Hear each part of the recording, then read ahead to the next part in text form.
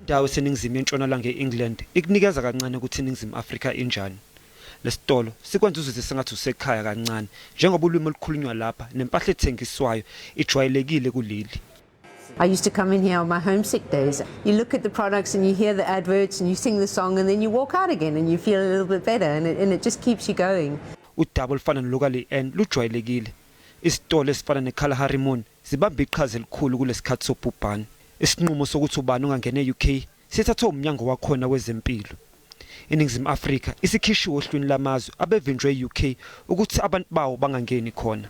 Rose Watkins umnikazi weKalahari Mall lokhu kusho okukhulu. People have lost parents and siblings often to COVID and they've not been able to be there, they've not been able to go, they've been totally disconnected and that's really traumatic. And when you're quite often struggling already to create a new life, that's very difficult. Uhulumeni wase-UK uthi abantu abavakashela kuleli yazwe ngeke badinge okuningi manje ukuze bangene khona.